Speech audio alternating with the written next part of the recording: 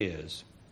You had certain friends, and you were very close together because you shared a common intelligence. And then as you grew up, just like the toys of the boy, you discarded those friends, or they were separated from you. And then you formed new friendships as a teenager. And even love affairs as a teenager, because of the intelligence. You attracted an intelligence that was binding to you and you to them for a short time perhaps, but that's not the point. The point is that it happened. And so you changed your friends and your allegiances or alliances. And then when you got a bit older, you changed your friends again, possibly, and entered a new area. And all the time you are inside of you becoming more intelligent through experience, through suffering. Intelligence only comes through suffering. It doesn't come through winning the lottery. It doesn't come from winning. It doesn't come from gaining. It comes from suffering, pain, broken hearts, disenchantment, events of those, not the memory of those things. That's something else. The event, the moments when the heart is broken, when you can't understand what's happening. That's what changes the intelligence.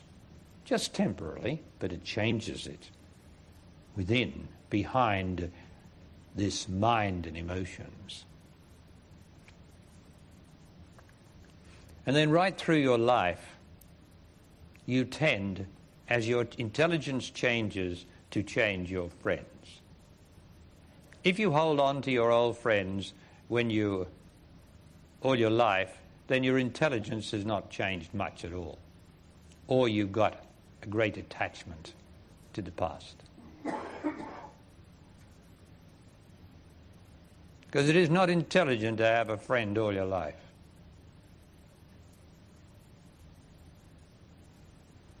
That doesn't mean that you don't love someone. Not that you remember them, but you don't forget them, you see. That's something else the scientists don't know anything about. I don't remember things, people, but I don't forget. Which seems a contradiction, of course, to the human mind. No contradiction in me. So birds of a feather flock together, all right? And tell me who his friends are and I'll tell you what he is. All right?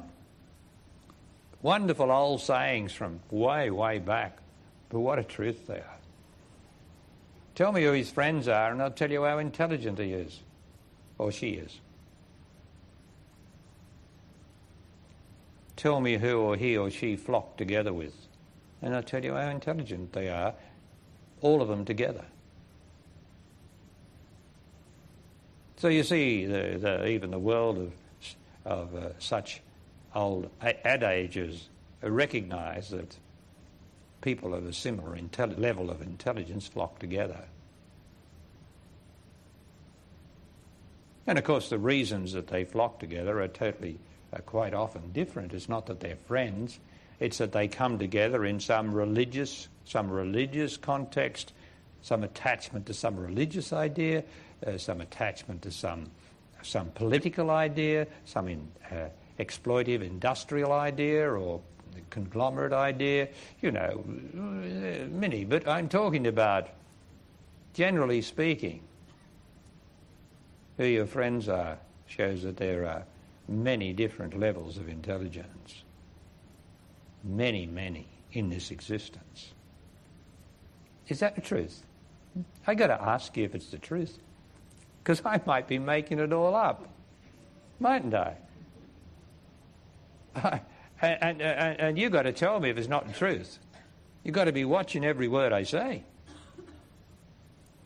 Because I'm I'm an enlightened being, you know. I'm already dead.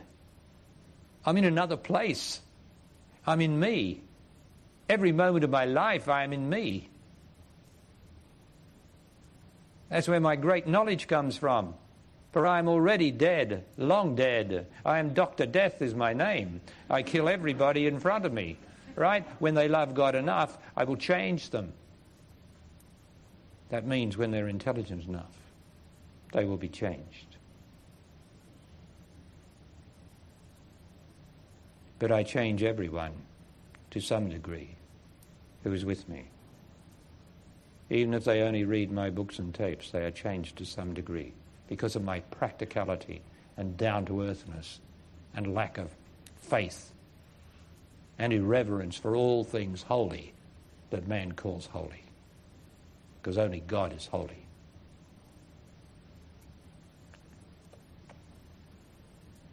So in this original version of space, which makes everything possible here through sensory space, in that original space, that is the presence of God, which is the presence of me inside you. There it is. But in that extraordinary place, there are all the divisions that I have spoken about here, because they cannot exist here unless they exist there. And so in the first instance, death consists, or God in which we live and have our being in death, and here too, consists of different levels of intelligence. Now I'll define intelligence because we have some crazy ideas that Einstein was intelligent and that Professor Hawking's intelligent and that all the other people are intelligent, the professors are intelligent. We've got a crazy idea about that. They're relatively intelligent in the world, and I've just told you what the world's like. There is an intelligence in the world, but it's not really intelligent. Intelligence is self-knowledge.